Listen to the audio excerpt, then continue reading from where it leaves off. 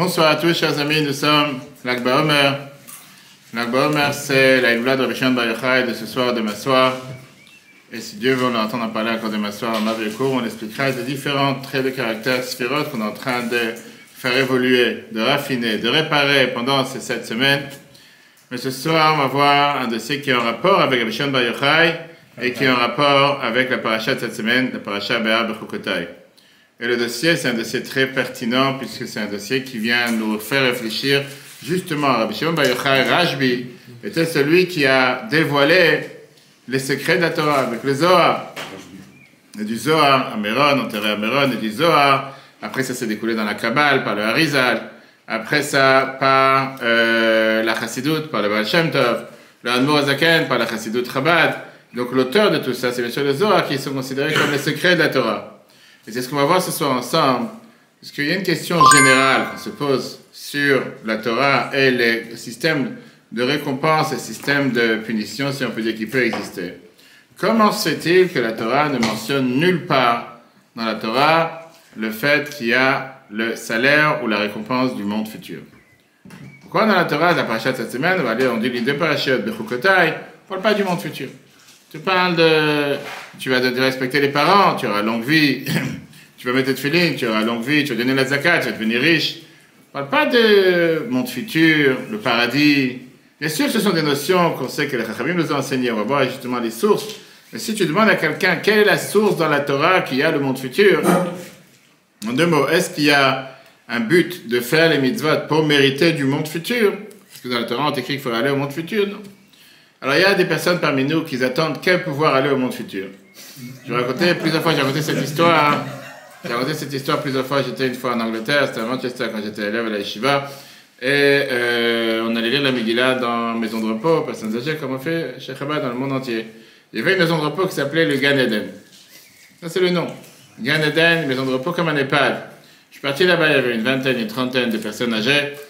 Et après, il fallait le rapport, il fallait écrire, je suis parti au Gan Eden. Tu dis aux gens, où t'es parti cet après-midi? Je suis parti au Gan Eden. Bref, donc je racontais, quand on parlait, on discutait ensemble. Je disais, est-ce que vous pensez vraiment que vous vous trouvez au Gan Eden? Vous pensez vraiment que ici c'est le Gan Eden? D'abord, je ne sais pas si les pâtes c'est vraiment le Gan Eden.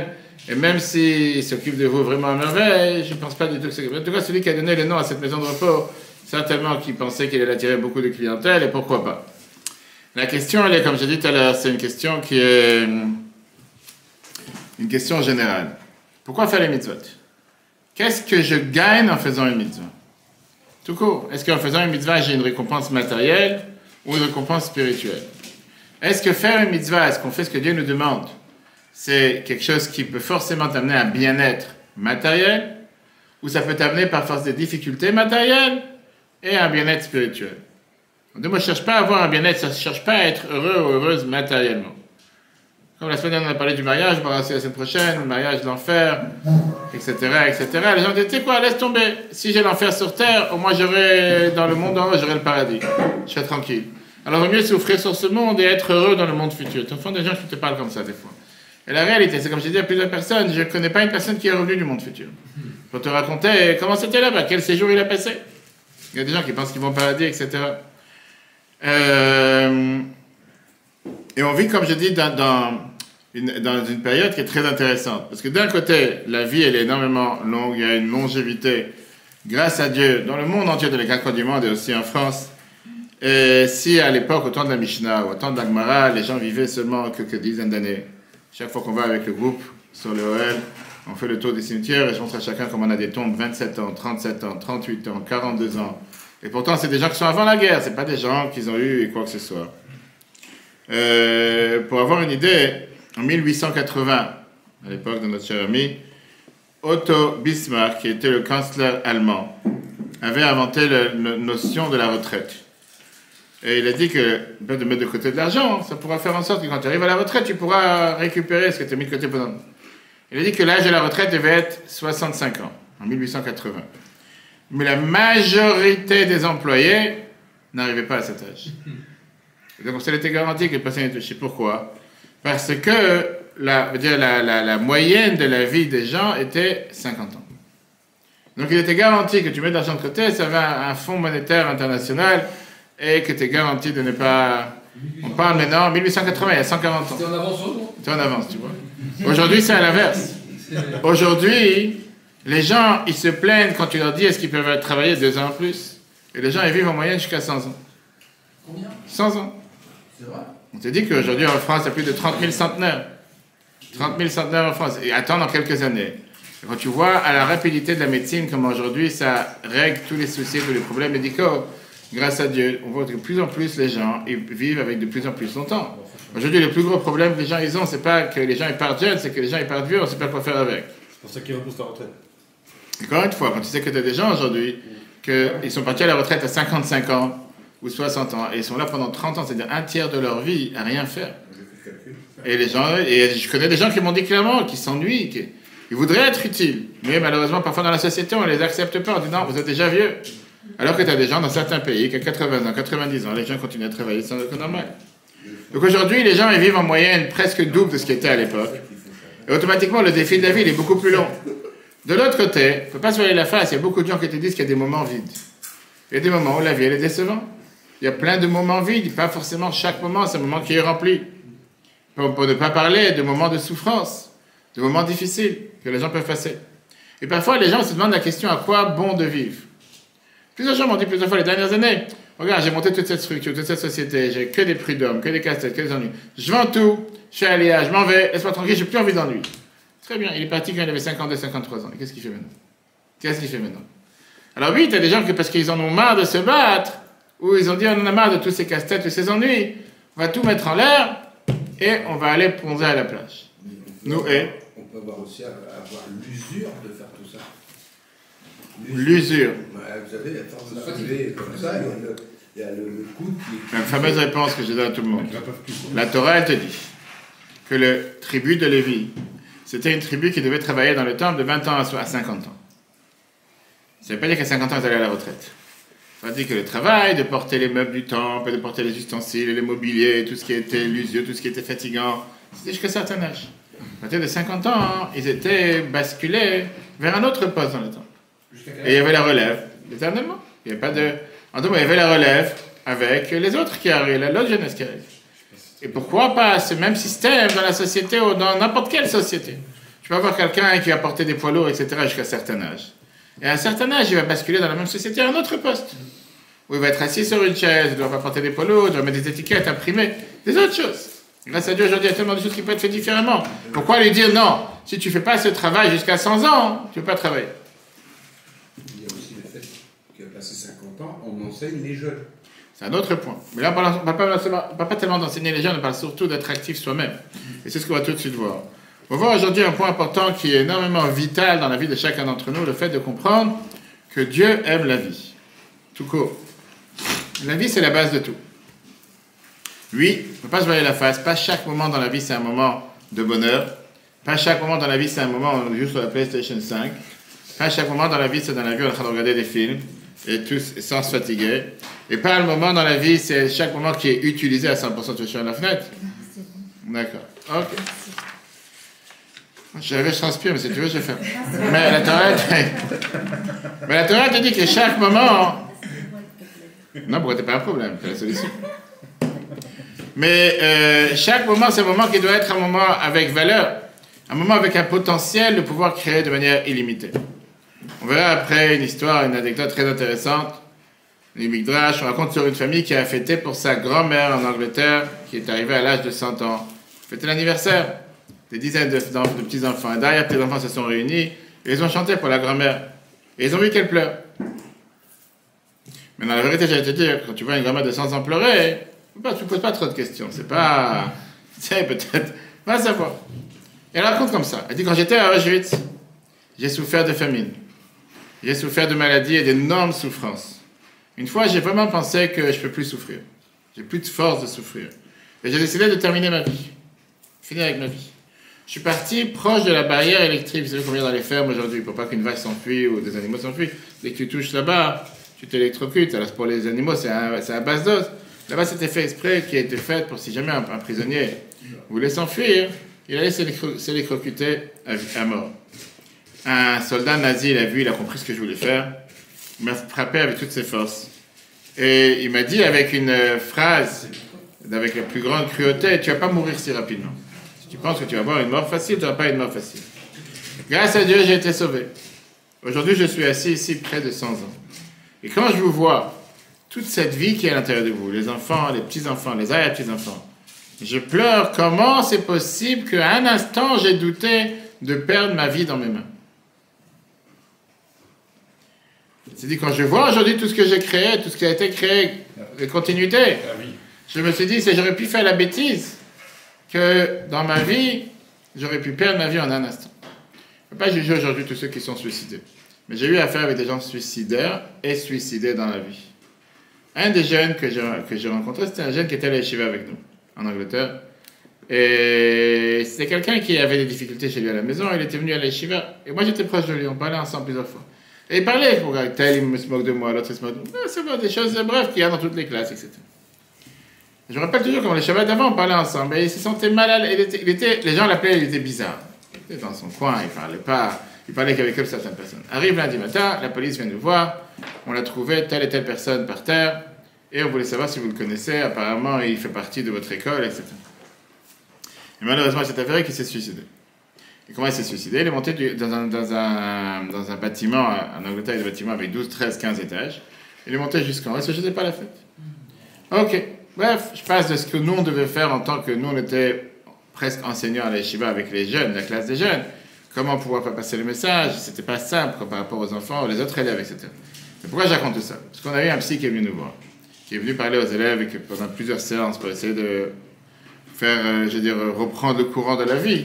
Et il expliquait comme quoi la majorité, si ce n'est pas tous les gens qui se suicident, la seconde qui sont sautés du bâtiment, quoi que ce soit, ils ont déjà regretté. Et en règle générale, ils ne peuvent plus se rattraper à quoi que ce soit, donc malheureusement c'est fini. Et d'ailleurs, à l'arrière en parlant, c'est aussi intéressant, parce qu'on ne peut pas dire qu'ils sont morts du fait qu'ils sont jetés, ils ont dû avoir une crise cardiaque sur la route, sur le chemin, en train de descendre. Donc ce qu'on est en train de dire, cette femme, elle n'a pas passé à l'acte, elle n'a pas sauté du pont, elle ne s'est pas tuée, mais à 100 ans, elle s'est réalisée en disant, regarde tout ce qu'il y a devant moi. Comment j'ai pu un instant dans ma vie penser que je peux tout mettre tout ça en l'air? Pour comprendre ça, une des bases fondamentales qu'il y a dans la croyance et dans la foi juive. Comme j'ai dit tout à l'heure, comment se fait-il que le Olam Haba, le monde futur, n'est pas écrit dans la Torah écrite? Comment ça se fait que la Torah te promet salaire et récompense pour tout celui qui fait des mitzvot, mais elle oublie le salaire essentiel qui est apparemment le plus important, le plaisir ou la souffrance de l'âme dans le monde futur? Comment ça se fait que la Torah n'aurait pas te parler des bienfaits que tu vas avoir quand tu travailles au travail? Et elle saute le salaire principal qui sont, on va dire, les dividendes que tu reçois à la fin de l'année. Elle ne te parle pas de l'essentiel. Elle te parle de tout le reste, que tu vas vivre une vie pénible, tu vas vivre une vie sans ennui, tu vas avoir une longue vie, tu auras la richesse, tu auras l'abondance. Mais elle ne te parle pas une seule fois en te disant tu iras au monde futur. Je n'ai pas envie de mentionner les autres religions qui promettent 72 vierges, etc. à certaines personnes. Que Dieu nous en préserve. Et pour ça, on les pousse à aller vouloir tuer des gens, etc. etc. Les Chachamim nous disent une phrase générale, que toutes les récompenses et tout le plaisir se trouvent dans ce monde.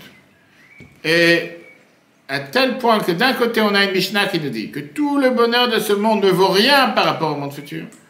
Mirkei Avot te dit la fameuse phrase « Atken atzmach lipros d'or que des shetikanas itraklin » Prépare-toi comme il faut dans le couloir pour entrer dans la grande salle, dans le grand palais, comme il faut. En 2 mots, tout ce que tu peux avoir comme bonheur dans ce monde, c'est rien par rapport au bonheur que tu vas avoir au monde futur. On te dit comme si, en 2 mots, ce monde, c'est juste un couloir. Alors comment ça se fait que la Torah, elle te donne tout l'élan, ou tout l'avantage, et ce qui est spécial dans ce couloir? Mardi prochain, si Dieu veut, un mariage à Betravan, tu auras un grand cocktail, un grand buffet dehors. Tu sais, les gens qui arrivent, ils ont dit, on n'a pas mangé de la journée. On est fatigué, on est revenu du travail. Et ils vont commencer à s'asseoir au cocktail pendant une demi-heure en train de manger sans limite. Mais ils oublient qu'après il y a le repas. Maintenant, un être humain ne peut pas se remplir. Combien tu vas déjà manger? Et ça arrive avec des gens qui ont tellement mangé un cocktail qu'ils arrivent au repas, ils n'ont plus de quoi manger. Parce qu'ils se sont dit qu'au final, je suis venu pour le cocktail. Il y a certains même qui restent au cocktail, ils ne rentrent pas dans la salle où il y a le repas. Ça, c'est déjà un niveau plus élevé. Ils disent, pour eux, ils ont été tellement attrapés au cocktail que pour eux, après le cocktail, il n'y a rien d'autre. Il n'y a que le cocktail qui vaut. Le repas, c'est secondaire. Ça, c'est exactement la même chose. C'est-à-dire, la Torah te dit, d'un côté, on te vante tous les bienfaits, tout le bonheur que tu peux avoir dans ce monde, mais à aucun instant, on te mentionne en te disant, hey, ce monde, c'est juste secondaire, c'est pas l'essentiel. L'essentiel, c'est d'arriver au monde futur, d'arriver au monde essentiel. C'est une question et c'est quelque chose qui a étonné tous les plus grands penseurs de toutes les générations. Il y a énormément d'explications dessus. Mais aujourd'hui, comme je dis, puisque c'est Lag BaOmer, et on a le devoir de parler de la Chassidoute, quelle était la découverte de Rabbi Shimon Bar Yochai qui a dévoilé le Zohar? On a parlé encore de Massoir, si Dieu veut. Dévoilé le Zohar, qui est l'auteur de la Kabbale, qui est l'auteur de la Chassidoute, la mystique juive.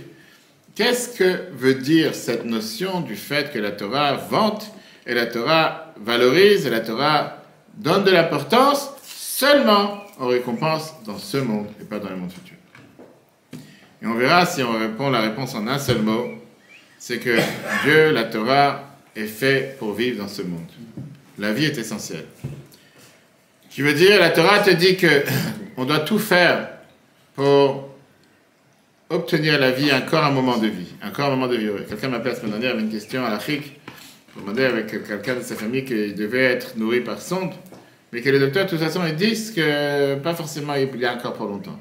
Est-ce que ça vaut la peine qu'ils mettent une sonde ou ça vaut pas la peine qu'ils mettent une sonde? Je dis, c'est quoi cette question? Des centaines de débats à l'Afrique, on sait comment au Shabbat, on dit que quelqu'un, il y a un tas de pierres qui est tombé sur une personne, et tu as un doute si la personne est vivante ou pas au bas, en bas, en dessous du tas, est-ce que tu dois enlever le tas de pierres Shabbat ou pas? Tu peux donner la possibilité, parce que Dieu a créé la médecine, et a fait en sorte que grâce aux médicaments, grâce aux machines d'oxygène, grâce à peu importe, mille et une choses, tu peux vivre comme il faut, tu vas t'en priver. Dieu l'a créé pour que la personne... Je dis non, mais au final, le bon Dieu il a décidé combien de personnes doit vivre, donc quelle différence? Si cette personne elle est condamnée, le bon Dieu décidera combien de temps il peut vivre sur terre. Ça se peut que la personne pourra vivre encore un jour, un mois, une semaine, un an, 10 ans. Tu as des gens dans le coma 5 ans, et après il se réveille. C'est pas à toi de décider. Laisse-le mourir, de toute façon, il n'a pas d'espoir. Qui tu es pour décider sur le sort de la vie de quelqu'un d'autre? Si la personne elle souffre oui. et elle veut arrêter, alors, encore une fois, ça s'interdit. Il y a pas, je dis, on ne peut pas avoir ces questions, ce n'est pas le sujet du cours, mais rappelle-moi la fin du cours, je te répondrai. C'est pas une question de oui ou non. Moi, c'est plusieurs paramètres. Mais en tout cas, la Torah te dit que vivre encore un instant, il faut tout faire pour pouvoir vivre heureux sur terre, et ça, c'est la plus grande mérite et la plus grande récompense aux yeux de Dieu. Commençons d'abord avec la paracha de cette semaine, la paracha Bechukotai, la paracha qui nous parle, qui est aussi appelée la paracha de réprimande. Pourquoi la paracha de réprimande? Parce qu'on sait très bien que chaque année, avant Shavuot, on a les 49 réprimandes, les 49, on va dire, avertissements que Dieu dit dans la paracha de cette semaine. Si jamais quelqu'un, il ne fait pas ce que Dieu demande. Mais ça commence en disant d'abord la récompense et les salaires que quelqu'un il va avoir. On pense que c'est celui qui lit, qui monte, pour ne pas faire monter quelqu'un qui dit ah, il m'a donné toutes les malédictions. Tu sais, les gens ils sont superstitieux. Il y a des gens qui sont comme ça. Mais ici on a la chance que les gens de toute façon ils ne savent pas la différence, qu'est-ce qu'ils ont lu avant ou après, donc il n'y a pas de différence. Pourquoi tu rigoles? Il y a des gens, tu as demandé les malédictions, tu peux leur dire chaque semaine ils ont des bénédictions. C'est vrai. Tu lis la Torah, c'est bénédictions. La paracha d'abord elle commence en te disant les plus grands salaires que tout le monde va avoir quand tu fais ce que Dieu demande. Et après, bien sûr, il y a les punitions que tu peux avoir quand tu ne fais pas. Alors c'est vrai qu'on fait l'accent sur le fait qu'il y a des punitions et les avertissements sur si tu ne fais pas ce qu'il faut. Et les brachot au départ de la parole de Torah, c'est 11 versets. Alors que les malédictions, ils sont 29 versets. Mais la réalité, elle est que les bénédictions sont beaucoup plus importantes, comme c'est écrit dans le Tantruma, que les brachot, ils sont dits en ordre alphabétique, de Aleph jusqu'à Tav. Pour te dire que celui qui fait la volonté de Dieu va mériter toutes les bénédictions dans tout et pour tout. Mais la Torah te donne les grandes lignes. Par exemple, elle dit Venatati Shalom Ba'aretz. Fameux verset, il y aura la paix en terre d'Israël. Et ça inclut des milliers de détails. La paix, la sécurité, le fait que la terre va se développer, l'amitié avec toutes les nations, les investissements, on va dire, économiques. On ne peut pas se voir la face que pendant des centaines d'années, que la terre d'Israël était dans les mains de nos ennemis, c'était un désert. Dès que le peuple juif est revenu sur sa terre avec les bénédictions que Dieu lui a données, automatiquement, regarde ce qui se passe aujourd'hui. Chaque fois, on construit des tours et des tours, on n'a pas construit. Tu te dis, mais c'est trop petit, il n'y a pas de place pour tellement de gens. Tu te dis combien il y a aujourd'hui 9 millions, d'ici 10, 20, 30 ans, il y aura encore 10 millions. Où tu vas les mettre? Et quand tu réfléchis qu'à peine il y a 75 ans, c'était un désert. Et pareil, on dit qu'à chaque fois, la Torah nous dit qu'à chaque fois que Dieu a donné cette terre dans les mains des autres nations, ils n'étaient pas capables de faire quoi que ce soit avec. C'est resté un désert. Malheureusement, quand Arik Sharon il a donné Gush Katif dans les mains du Hamas, en vidant, en jetant 10 000 juifs de chez eux, alors c'était un endroit tellement réussi, fleuri, avec plus de 40% de l'agriculture israélienne qui poussait là-bas, avec des synagogues et des écoles. Depuis que ça a été donné pour rien, c'est devenu quoi? C'est devenu un champ de bataille où on jette des missiles sur Israël. Il n'y a rien qui a été construit, on n'a pas construit une ville magnifique pour les malheureux réfugiés ou les malheureux immigrants, on va savoir, etc. etc. Alors que les malédictions, ils commencent avec deux lettres, le vav et le he. Pour te dire qu'il n'y a que ça, il n'y a rien d'autre. Pas de Aleph jusqu'à Tav. Alors c'est vrai que dans certains versets que la Torah elle mentionne dans la paracha de cette semaine, elle te va dire, elle va t'élaborer dans tous les détails différentes maladies, différentes malédictions, mais pas plus que ça. En d'autres mots, quand la Torah elle te parle du bonheur et des malédictions, elle te dit tout type de malédiction, il faut donner tous les détails, pas besoin de donner les détails. C'est comme si quelqu'un te dit, grâce à Dieu, tout va bien. Tout va bien dans tout, dans la parnassa, la santé, la satisfaction des enfants. Il avance spirituellement, il se sent épanoui matériellement. Quand quelqu'un dit tout va mal, ou quand il a mal, chaque mal est différent. Le mal au dos, c'est pas la même chose que mal au pied c'est pas la même chose que mal au doigt. Chaque chose est différente. Quand quelqu'un il commence à te dire j'ai mal, mal à quoi? Et aujourd'hui, quand on parle avec des médecins, plusieurs fois j'étais présent avec des médecins qui interrogeaient des patients, ou parfois première urgence, premier secours. Chaque fois, des médecins ils vont te demander la question au patient, si je vous donne un barème de 1 à 10, dites-moi combien vous sentez la douleur. Est-ce que vous sentez à 1, à 2, à 5, à 10? Pour avoir une idée de qu'est-ce que tu ressens comme douleur. Qu'est-ce qu'il y a? Pourquoi ça te fait rire? Qu'est-ce qui t'est arrivé? Bah ça me revient en cours. Vas-y, qu'est-ce que tu t'évanouis sur qui? Non, Sur la prof? moi non, mais tu donnes ça à des gens et 0 c'est rien, 10 c'est la mort. Ils font 2, 3 alors. Pourquoi 10 c'est la mort? Personne ne te demande 10 c'est la mort. Oui, mais quand le docteur dit est-ce que tu es mort, tu dis oui, c'est 10. Non, mais quand on donne l'échelle comme ça, au final les gens ils ont plus autant mal que ça. Exactement. C'est quand tu demandes aux gens, parce que c'est important que toi tu puisses prescrire, toi tu puisses dire exactement qu'est-ce que tu ressens. Tiens, est-ce que tu considères être normal de 0 à 10? Qu'est-ce que tu dis? 2. C'est bien. Ne pas réfléchir. J'ai dit est-ce qu'elle considère être normal? Elle dit 2. 2 c'est de bas, c'est-à-dire c'est vraiment, c'est-à-dire c'est presque. Tu penses que tu es 100% pas normal, quoi. Waouh. Je peux appeler le psy. Je sais même pas si le psy va faire quelque chose. Ah, c'est grave, c'est grave. Pourquoi tu ne veux pas dire 10? Je pense que c'est pas normal. Tu penses que c'était pas normal? C'est dire sa faute. Ok. Qu'est-ce que tu dis, toi? 6. Mais c'est grave. Moi, ça me fait mal à l'aise, c'est-à-dire que j'ai affaire qu'avec des fous. Non, mais en D'accord. fait, Pourquoi tu dis pas 10? parce que Quelle est la notion? Quelle est la notion? Dans la journée, t'as pas de douleur. Non, je me demande est-ce qu'elle est sur la normale. non, mais je peux pas Normal. parce qu'il y a des choses. Normal, pas mal. Normal. De 1 à 10, tu considères normal? Oui ou non? De 1 à 10. Voilà. C'est-à-dire t'as pas de problème. Bah, c'est pas qu'elle a dit. La réponse, elle est. C'est vrai. La réponse que tu aurais dû donner, c'est qu'est-ce que ça veut dire? Normal. Mais dans la norme. Qu'est-ce que c'est la norme? Vas-y, dis-moi. C'est 10. Viens, on sort du sujet. C'est quoi la norme? Non, c'est 5-6. C'est quoi la norme? Qui est équilibré. Ça veut dire quoi? Ça veut dire que si tu as mis du sel et du poivre, la salade elle est équilibrée? Qu'est-ce que ça veut dire la norme? Et je vais te dire, ça c'est le plus gros problème qu'on a aujourd'hui avec les couples. Quand quelqu'un... Sérieux? Quand on a aujourd'hui, je vois ça avec tous les couples, et la majorité des couples avec qui j'enseigne, et je ne fais pas pour le mariage, on entend en parler. Ça n'existe pas de dire, si tu ne fais pas comme moi, tu n'es pas normal. Aujourd'hui, qu'est-ce que ça veut dire normal? Demande à quelqu'un, qu'est-ce que tu veux dire quand tu dis que tu es normal? En quoi tu estimes que quelqu'un il est normal? Dis-moi, qu'est-ce que ça veut dire normal? Voilà, c'est ça. Qu'est-ce que ça veut dire normal? Qu'est-ce que ça veut dire normal?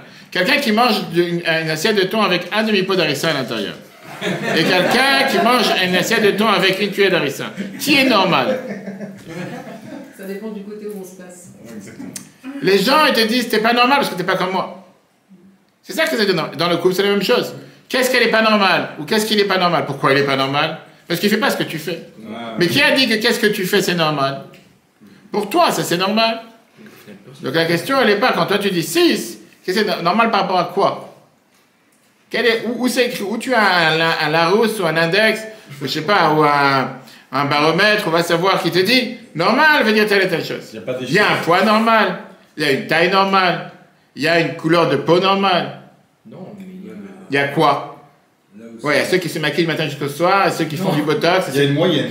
Quelle moyenne? Encore une fois, basé par rapport à qui? Par rapport à quoi? non, mais Du coup, la normalité, ça n'existe pas. C'est 100%.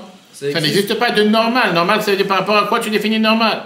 À toi. Qu'est-ce que ça veut dire normal? La moyenne. Qu'est-ce que c'est par rapport à toi? La majorité. Qui était normal. Majorité de qui? Il y a eu un président qui était De normal. qui? Des animaux? Non, des êtres humains. Quelle majorité? Tu connais la majorité d'êtres humains? Comment est-ce qu'on peut? Mais encore une fois, pour la majorité des êtres humains ici, dans ton région, quand tu vas dans une autre région du monde, eux, ils vont regarder cette majorité comme les plus fous sur Terre. Et pareil, le contraire. On va avoir des Africains qui habitent dans des maisons en paille et qui sont toute la journée habillés sans habits et qui ont des, comment on appelle ça, des toiles à moitié trouées avec des épées ou je sais pas quoi qui marchent toute la journée. Eux, ils sont 100% normaux dans leur tête. Eux, ils te regardent habillé ou ils te regardent comment tu vis dans une société civilisée. T'es complètement fou. Voilà. Maintenant, toi, tu dis de ces gens-là, eux, ils sont complètement fous. Moi, j'ai bien vu un monsieur habillé en fille avec des pins partout, des trucs, là, des cheveux de couleur. Ah, ça, c'est pas Ça, on parlera le jour du mariage. Ça, on parlera le jour du mariage. D'accord, ça, on parlera le jour du mariage. Mais encore une fois, J'ai croisé ça, je dis, qui est normal. tu t'es posé des questions. Ça t'a fait douter pour savoir, peut-être c'est toi qui n'étais pas normal. J'ai estimé qu'il n'était pas normal, mais si je posais la Je question. pensais que ça t'a fait douter. Hein. Est-ce que toi, tu es normal? C'est la question de savoir qui peut estimer qui est dans la vérité. C'est ce que je te dis. Donc quand toi, tu l'as regardé, tu as pensé, c'est lui, il est comme ça te manque qu'il est normal, moi, je suis pas normal. Non, moi j'ai dit que lui, il n'est pas normal. D'accord. Ok, alors regardons justement. D'accord. Midrash, il vient et te rajoute, le Midrash Rabbah te rajoute la chose suivante. Pas seulement que les malédictions viennent dans les lettres qui sont proches, mais l'ordre des lettres est à l'envers. Parce qu'on a dit tout à l'heure, pour te dire que la racine des malédictions, ça vient de ce qu'on appelle la tribu de Rachamim, qui est la miséricorde, la pitié, l'harmonie. Et si quelqu'un il va réfléchir, le message qui passe à travers les difficultés, il va les transformer en bénédiction. Comme on a vu le fameux dicton que Rabbi écrit dans la paracha de cette semaine.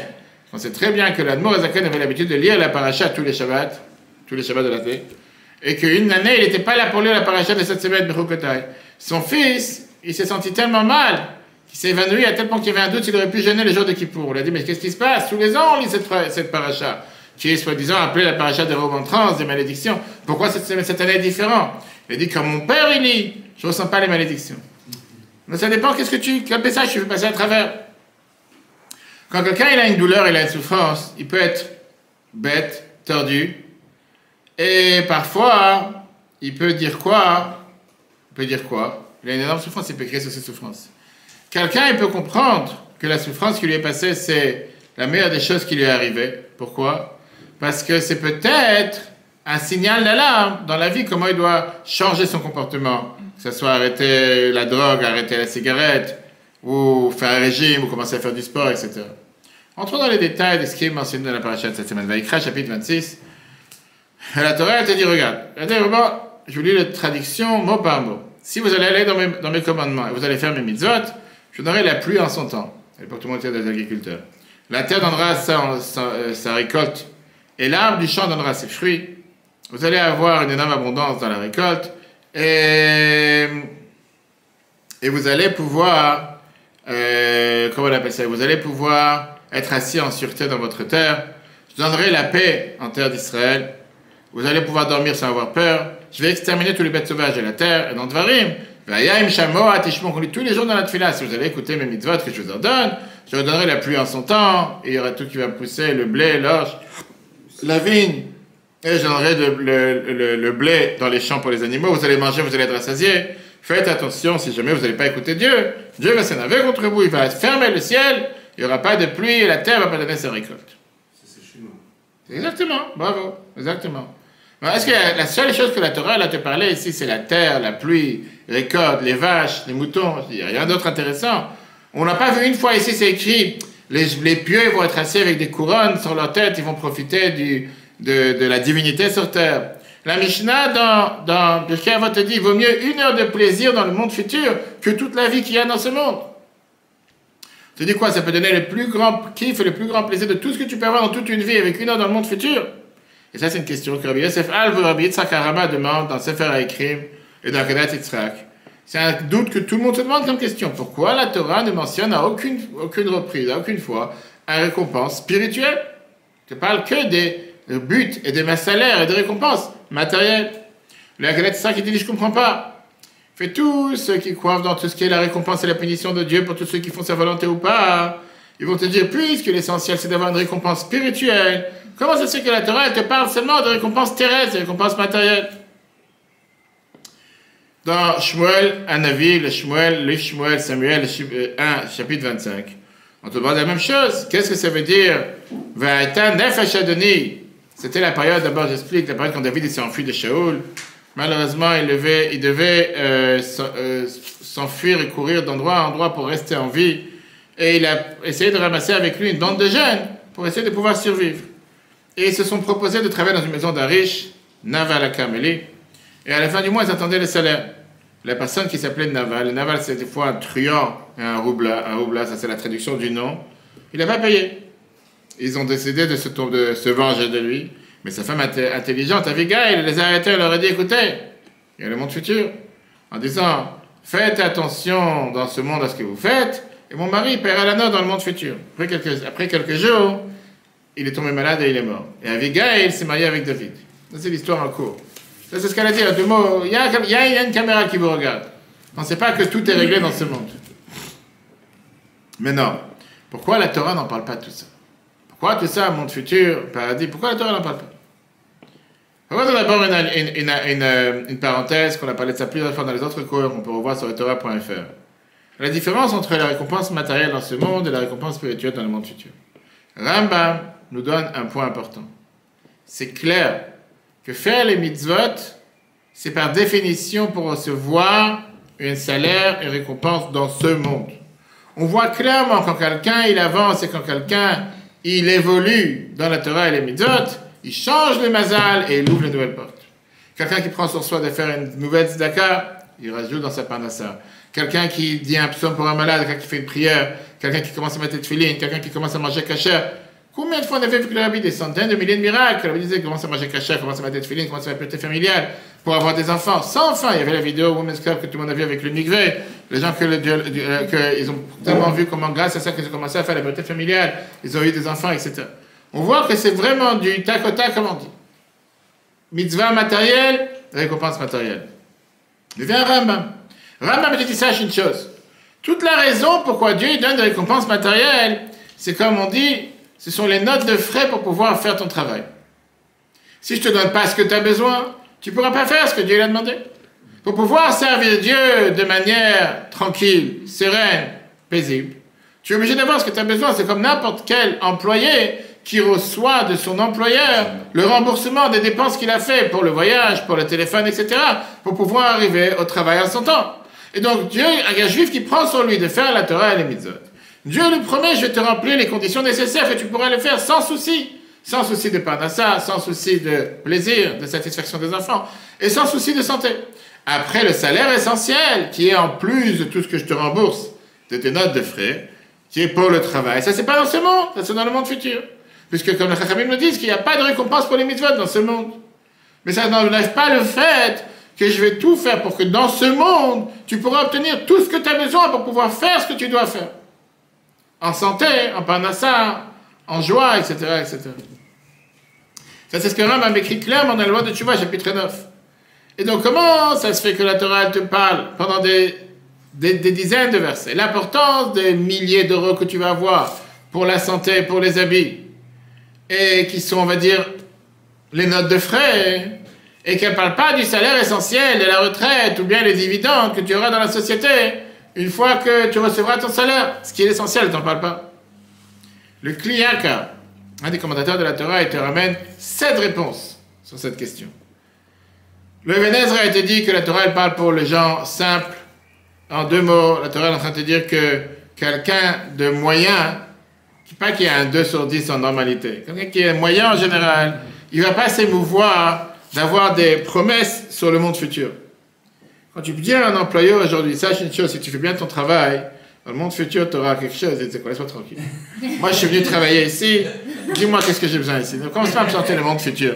C'est quelqu'un de normal, pour ça je dis malheureusement, c'est cette religion dans laquelle on vante à des gens d'aller tuer des gens pour avoir 72 jeunes. Laisse-moi tranquille. Claire, terre à terre, quelle récompense tu veux que j'ai dans ce monde quand je fais ce que tu demandes? Quelqu'un de normal, il veut avoir ce qu'on appelle cash, il veut avoir, et Rabbi avait l'habitude de dire en anglais à chacun qui demandait des brachot, don't forget to cash it in, d'encaisser les bénédictions que tu as reçues. Montre-moi avec les yeux et je commence à travailler. Dis-moi clairement, voilà le salaire que tu vas recevoir, fais-moi les chiffres, fais-moi les bilans, et là je commence à travailler. Si tu vas pas me le dire, je continue à jouer sur mon portable, PlayStation 5, laisse-moi tranquille, je vais pas commencer à aller travailler. D'accord? C'est pour ça que l'Ibn Ezra te dit, la Torah elle te dit, les salaires, les récompenses, c'est sur cette planète. Pas ailleurs. Ok. Peut-être c'est une réponse simple. Ramban Nachmanide, il va dans un autre angle. Ramban, il te dit, la Torah d'abord, elle va pas te promettre des salaires pour les mitzvot. Un juif doit servir Dieu, les Shem Shamaim. Dieu, il a demandé de faire les Torah et les mitzvot. Pour ça, t'es juif. Tout bête, comme on dit. T'es juif, tu dois faire ce que Dieu demande. Les récompenses au monde futur. Dis là, c'est quoi la paracha? Toutes ces récompenses qu'on voit au début de la paracha. Tu auras l'abondance, tu auras la pluie, tu auras les champs, tu auras tout ce que tu veux. Tu dis, c'est pour dire que quand tout le peuple juif va faire ce que Dieu demande, il y aura un miracle d'amour et d'abondance et de vie dans ce monde qui vont changer d'une extrémité à l'autre extrémité. Comme ça s'est passé avec Chizkiya, on sait très bien qu'il était malade, et que Dieu, à la place de Chizkiya, il est parti éradiquer toute l'armée de Sancheriv. Mais ce n'était pas une récompense de mitzvah pour une personne, mais c'était plus un signe d'amour de Dieu envers son peuple. Puisque vous faites ce qu'il faut, moi je vais montrer que j'agis pour vous. Mais est-ce que je te dois quelque chose? Je te dois rien. Avec ça, Nachmanide te dit, c'est la raison pour laquelle dans la paracha, elle est au langage pluriel, pas au langage singulier. On voit par exemple que dans le schéma, premier paragraphe du schéma, tout le paragraphe, il est écrit au singulier. Ve'afta, tu aimeras Dieu ton Dieu avec tout ton cœur, avec toute ton âme, avec tous tes biens, et tu en parleras du matin, soir, quand tu vas dormir, quand tu te lèves, etc. Alors que Ve'ayam Shamo, le deuxième paragraphe, c'est tout au pluriel. Premier paragraphe tout au singulier, deuxième paragraphe tout au pluriel. Si jamais tu vas écouter Ve'ayam Shamo, si tu écouteras ce que Dieu demande pour le servir avec tout votre cœur, avec tout votre âme, tout d'un coup, tout est différent. Pourquoi? Parce que les récompenses matérielles par le peuple juif en général, là, Dieu va faire quelque chose pour changer, pour faire en sorte que le monde sera meilleur. Mais il n'y a pas de récompense individuelle. Ça, c'est Nachmanide. Mais maintenant, on va arriver à la crème sur le gâteau qui est l'approche chassidique. L'approche chassidique, ce soir, on est à l'Akba Omer, Rabbi Shimon Bar Yochai qui a dévoilé la chassidoute, qui a dévoilé le Zohar, du Zohar à la Kabbale à la chassidoute, comme je l'ai dit tout à l'heure, qui est un des bases fondamentales de la doctrine du Baal Shem Tov, et qui vient te montrer qu'est-ce qu'est le but et pourquoi nous faisons la Torah et les mitzvot sur terre. Qui a déjà vécu sa mort? D'accord, c'est sûr? Vu ce que tu m'as répondu tout à l'heure, j'ai des doutes. La Torah dit, il n'y a pas une personne qui a survécu sa mort et qui peut te raconter comment c'était dans l'autre monde. Oui, il y a des fois des gens qui ont passé des comas, des choses et qui disent, on en m'a parlé, on m'a dit, très bien, mais on parle. Puisque quelqu'un qui parle de ce monde en général, il n'est pas revenu pour te raconter. Il y a 130 ans, il y a quelqu'un qui a vécu sa mort. Qu'est-ce qui s'est passé? C'était Alfred Nobel, c'était un physicien suédois qui a inventé la dynamite. Tu n'as pas pris ça dans l'histoire? Qui était la dynamite, qui est la poudre explosive puissante. Nobel. Et qui s'est énormément enrichi. Maintenant, lui, il tenait un journal français. Il n'avait pas à croire ce qu'il écrit. Il n'avait pas à croire ce qu'il écrit dans le journal français. Sur le journal, c'était écrit la mort de l'inventeur, celui qui a développé la mort, celui qui commercialise la mort, Alfred Nobel. Celui qui a trouvé le moyen de tuer le plus de gens possible avec la plus grande puissance qui a jamais existé, il est mort. Il n'avait pas à croire. Tout d'abord, c'est pas moi qui est mort. C'était son frère, Ludovic. C'est lui qui est mort. Il lit le journal la deuxième fois. Et il n'arrive pas à croire. Il s'est dit quoi? C'est-à-dire que les gens, ils font un éloge où ils parlent de moi après ma mort, du fait que c'est le commerce de la mort, le commerçant de la mort, celui qui s'est enrichi en tuant les innocents, en tuant le maximum d'innocents sans aucune raison. C'est le titre qui était écrit là-bas. Maintenant, lui, le but pourquoi il avait créé la dynamite, c'était pour avancer des idées de paix sur Terre, pas forcément visé pour tuer des gens. Par exemple, pour creuser des grottes, pour faire passer des tunnels dans les montagnes, etc. Hein? Dans les mines.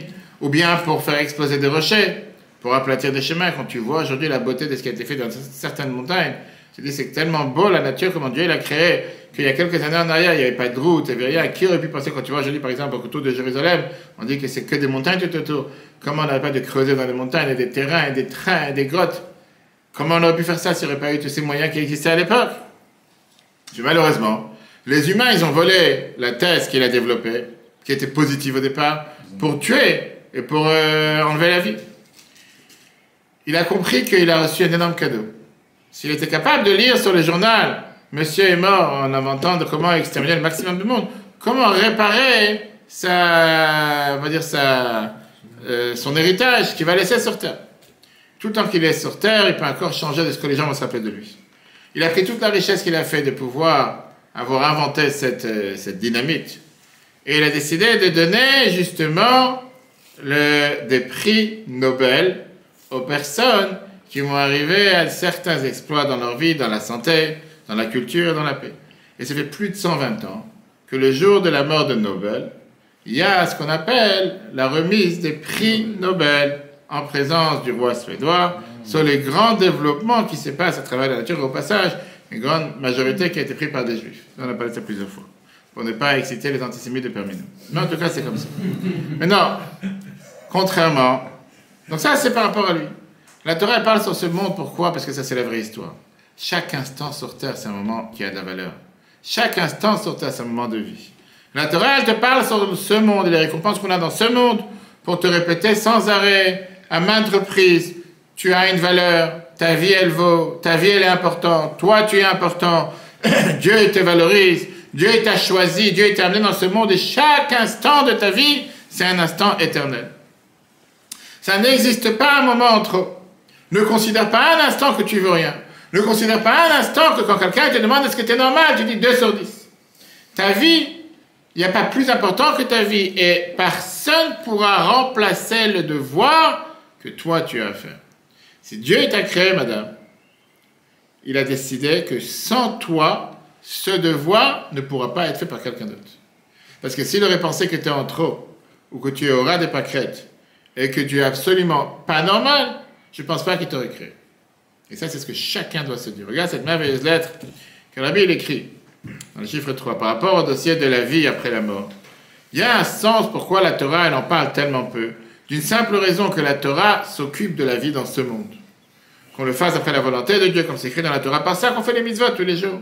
Bien sûr qu'il y a le monde futur, il y a la récompense, il y a le salaire et tout ce que tu veux. Mais ce qui nous intéresse, le salaire qui nous intéresse, c'est nous-mêmes, pas Dieu. C'est le salaire, c'est pour nous, pas pour Dieu. Le meilleur monde, c'est le monde, je veux dire, le monde futur. C'est peut-être un monde qui est bien pour nous, va savoir.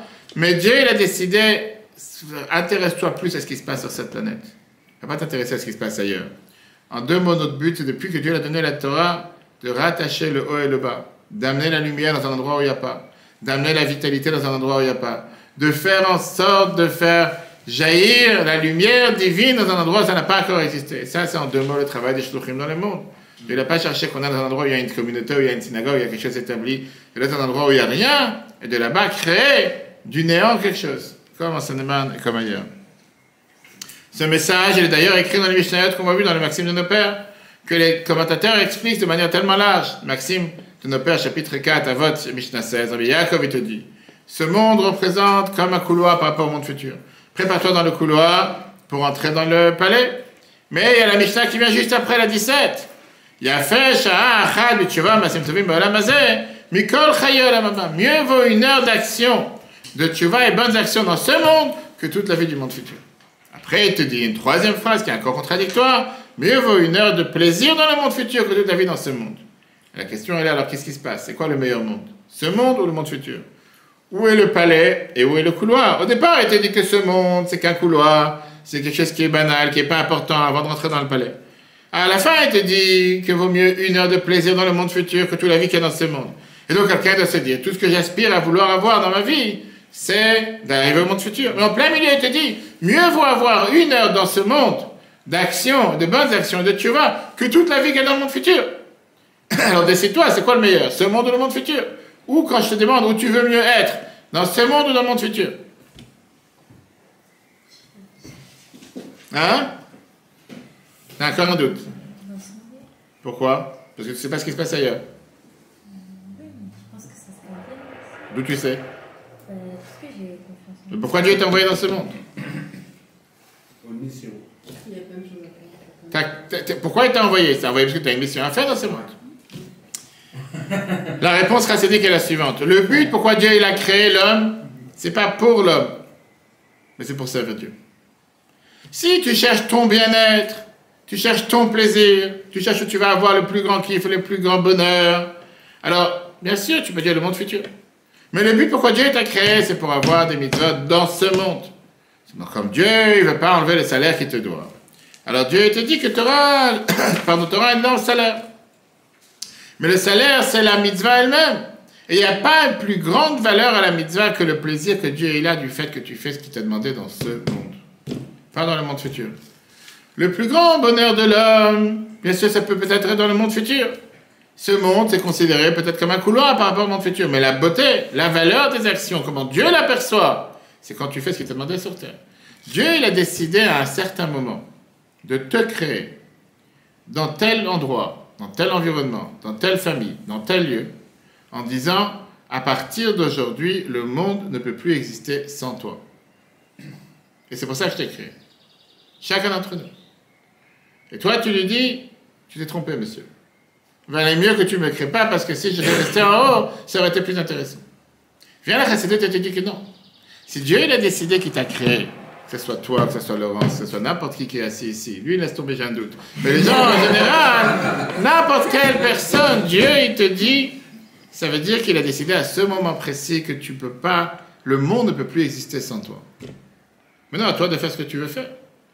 Personne ne te met un bateau sur la tête en te disant où tu fais, et sinon tu vas pas être. Mais Dieu a décidé, Dieu a laissé tout l'univers, il a laissé tout de côté pour se dire, maintenant je me consacre pour créer telle personne, pour te rendre cette mission. Alors bien sûr que le monde futur, c'est le plaisir des neshamot, des âmes. Mais le plan divin, c'est quoi? Le plan divin, c'est pour faire créer une résidence pour Dieu ici-bas, dans ce monde. C'est toute la nouveauté de ce qu'on va voir si Dieu veut à Shavuot dans quelques semaines, dans le don de la Torah, que quoi? Que jusqu'au moment qu'on reçoit la Torah en 2448, il y avait la séparation entre les mondes en haut et les mondes en bas. Il n'y avait pas de sainteté sur terre, il n'y avait pas de spiritualité sur terre. Vous ne faisiez pas les mitzvot de manière matérielle. À partir du moment qu'on a reçu la Torah a été dit, Dieu il est descendu sur le mont Sinaï, Moshe il est monté dans le monde en haut. Il y a eu cette symbiose, il y a eu cette synthèse, il y a eu cette synchronisation entre le matériel et le spirituel. Tu ne peux plus dissocier l'un de l'autre. Tu ne peux plus manger sans faire une bénédiction. Tu ne peux plus. Dieu il s'intéresse à ce qui se passe dans ton assiette. Dieu s'intéresse à ce qui se passe dans ta chambre à coucher. Dieu s'intéresse à l'habit que tu mets sur toi, si c'est du lin et de la laine. Dieu s'intéresse si tu marches, est-ce que tu marches en dehors de 1 km Shabbat, est-ce que tu peux marcher? Il n'y a pas un endroit que tu tournes la tête, tu respires, tu bouges, tu parles, où il n'y a pas une autre mitzvah à faire. Et pourquoi pas? C'est pour ça que je t'ai envoyé sur terre. Je t'ai pas envoyé sur terre pour avoir un plaisir ou un paradis dans le monde futur. Pour changer ce monde.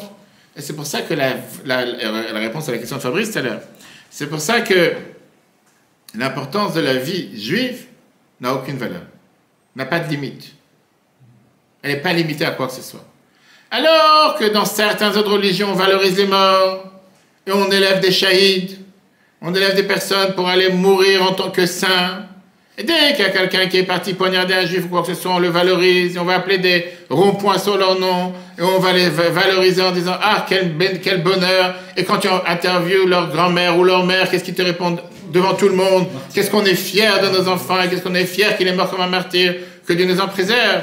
Chez le peuple juif, on profane toute la Torah pour sauver une vie. À l'inverse.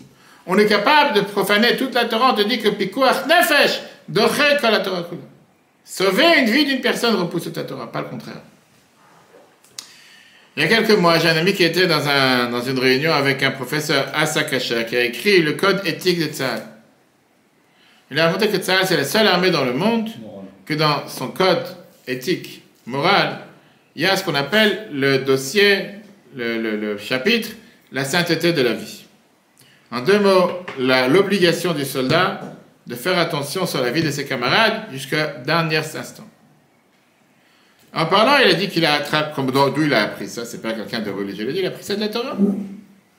Pourquoi? On a vu ça par exemple dans la période du Corona il y a 3 ans.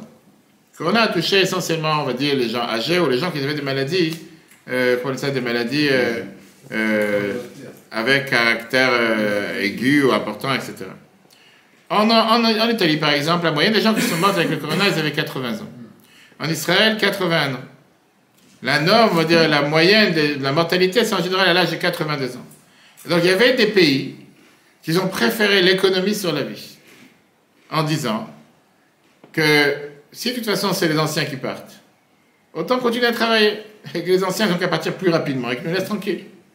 En Israël, on a fermé le pays de manière hermétique, il n'y avait aucune conférence, aucun office, ni quoi que ce soit, alors que par exemple en Suède, ils ont continué la norme. Ils ont continué à apprendre en éloignant les gens les uns des autres et en excluant les gens malades ou les gens âgés. La conséquence était qu'au début de l'épidémie, il y avait 1500 morts en Suède et 150 en Israël. Les Rachamim te disent que tu peux profaner Shabbat, ce que j'ai dit tout à l'heure. Profaner Shabbat pour quelqu'un qui risque de mourir dans quelques instants. Que tu sais qu'il va mourir. Tu sais qu'il n'a pas de chance de vivre. Seulement pour pouvoir lui donner encore un instant de vie, tu dois profaner Shabbat. Ah, a priori, Shabbat, c'est plus important que construire le temple. Et construire le temple ne pouvait pas reporter Shabbat. Mais Shabbat est beaucoup plus important. Je veux dire, Shabbat elle-même, elle est reportée pour un instant de vie chez une personne. Alors tu vas me dire, qu'est-ce qu'une personne peut faire avec un instant de vie? On revient à la question de la sonde qu'on a parlé tout à l'heure. Qu'est-ce qu'il va déjà faire dans ce... Il va gagner un jour, il va gagner une semaine, il va gagner un mois. Laisse tomber. De toute façon, comme les docteurs osent dire, il est condamné. Quand c'est un docteur, il comprend la vie d'une personne. Qu'est-ce qu'il va gagner? À quoi ça sert un instant? Qu'est-ce que tu peux faire en un instant? Bravo. Qu'est-ce que tu peux faire en un instant? Une omelette?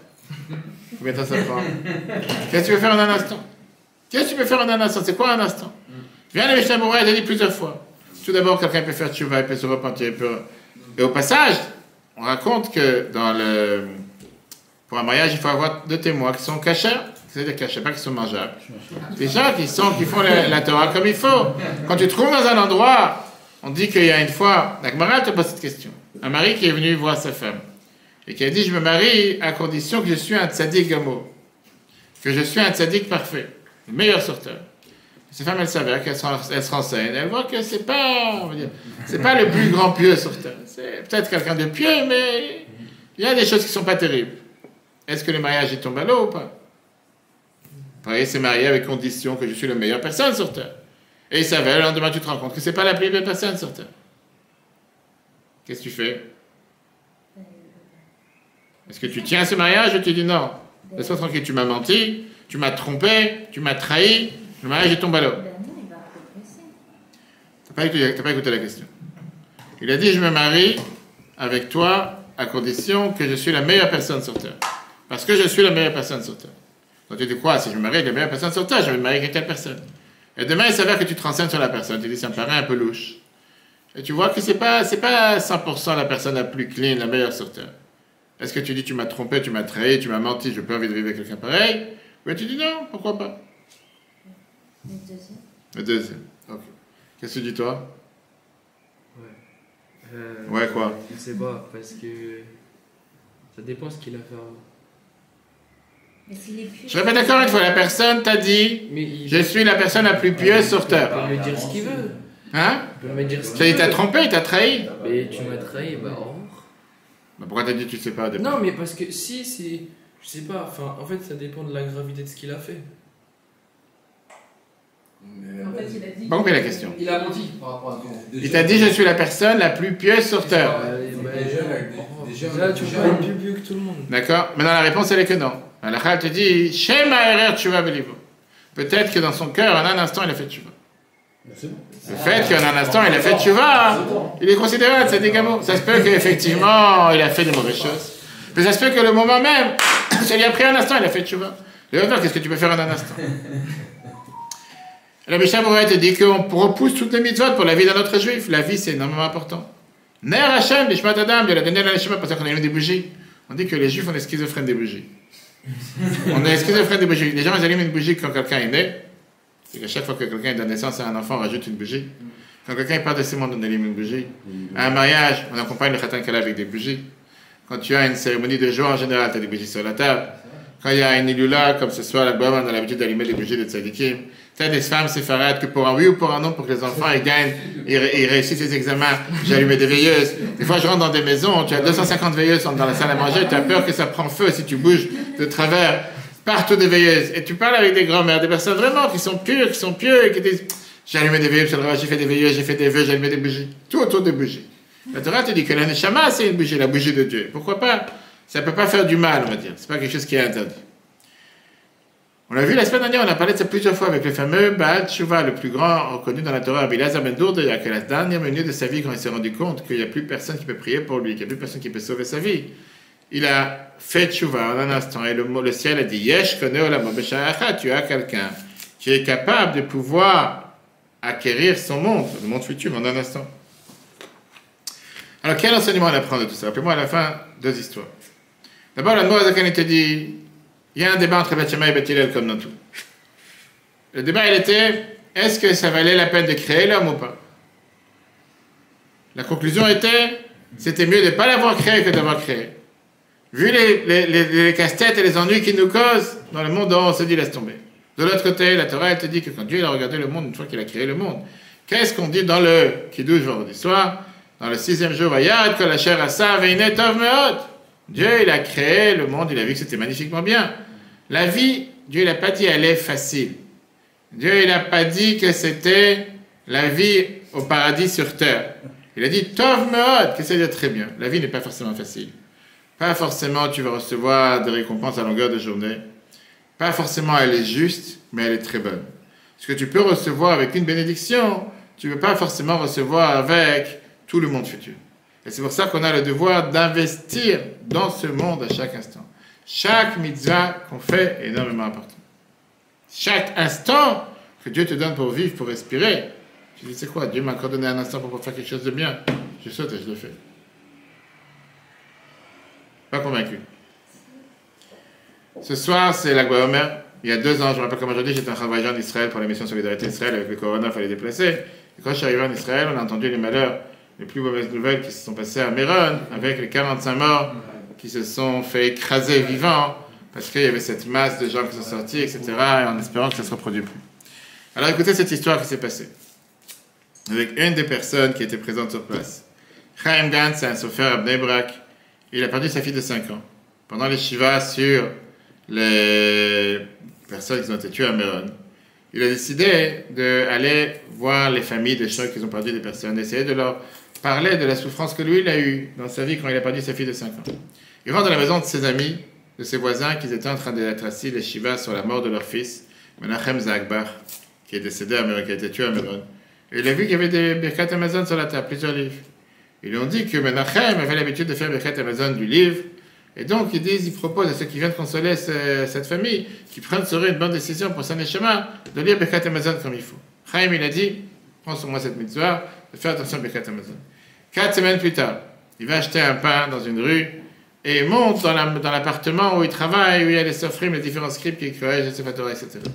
Quand il a fini son travail, il s'est rappelé qu'il n'a pas un Birkon, il n'a pas un Birkat Amazon avec lui. Il a décidé de renverser toute la maison pour savoir s'il a un Birkat Amazon, parce qu'il a pris sur lui de faire Birkat Amazon comme il faut. Et chaque il a trouvé un Birkat Amazon, que à l'intérieur c'était écrit avec l'écriture qu'on a dans le Sefer Torah, ce qui est en général pas la norme. Maintenant, à l'époque, il n'avait pas une écriture très, très belle pour écrire le Sefer Torah, etc. Il n'avait pas assez de réussite dans ses affaires. Et il s'est dit, peut-être je vais essayer d'imiter, recopier l'écriture qu'il y a dans ce Birkat Amazon, je vais pouvoir améliorer mon écriture et pouvoir faire en sorte d'avoir du travail, etc. Pendant des heures, il a essayé de recopier ce qu'il écrit dans Birkat Amazon en faisant attention de bien finir l'écriture. Et comme ça, il a essayé de recopier les lettres dans un autre parchemin. Après quelques minutes, rentre chez lui un ami. Et il lui dit qu'il y a un juif qui veut écrire un Sefer Torah. Et il veut qu'il lui montre quelques exemples. Chaim lui a donné, voilà, le parchemin qui est sur table, qui vient de finir d'écrire les lettres qu'il a recopiées du Birkat Amazon. Après une demi-heure, il appelle et lui dit, de tout ce qu'ils ont vu, c'était le plus beau, la plus belle écriture qu'ils ont vue. Ils ont décidé de fermer un deal avec toi, de te demander d'écrire un Sefer Torah pour eux. Celui qui a acheté ce Sefer Torah, c'est un juif qui s'appelait Shmuel David Friedman, qui a décidé d'écrire un livre pour chacun des 45 personnes qui ont été tuées à Méron. Chaim l'a rencontré au tirage au sort qu'ils ont fait. Quel livre il va écrire pour quelle personne décédée? Pour le Chaim Zagbar, de qui il avait vu les Birkat Amazon au départ. Comment Dieu ferme le cercle.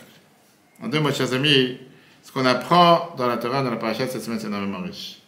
La vie sur terre est énormément importante. Les mitzvot que nous faisons, la récompense, c'est Dieu veut le monde futur. Mais cette terre, Dieu nous donne tout ce qu'on a besoin pour pouvoir faire les mitzvot, parce qu'on doit valoriser chaque instant que Dieu nous donne. Ne pas se soucier du monde futur. Est-ce que je vais avoir un meilleur monde futur ou pas? J'ai raconté plusieurs fois cette histoire. Quand j'étais en Russie, en Ukraine, dans les années 94, 95, c'était en 95. Et on organisait la Brit Mila de plusieurs adultes, de plusieurs personnes qui n'ont pas fait la Brit Mila pendant le communisme, de différents âges. 5 ans, 12 ans, 27 ans, 23 ans, et tous les jours des autres personnes. 72 ans, une personne. Une fois, je suis parti avec une personne, j'allais voir le Moël, qui était un chassid, mais pas un Chabad. Et à chaque fois, il fallait s'assurer qu'on a une famille juive, une famille qui est, une famille, on va dire, qui est de mère juive, l'enfant juif, pas faire la circoncision comme ça, n'importe quoi. Et donc, j'arrivais avec un enfant, il m'a dit, non, certainement, je ne sais pas si les juifs. J'avais tous les papiers avec moi. Il fait, je ne suis pas sûr. Ok. Je lui ai dit, c'est quoi le problème exactement? Pourquoi tu hésites? Il fait quoi? Je vais faire une bénédiction à la circoncision et demain, je vais aller au monde futur.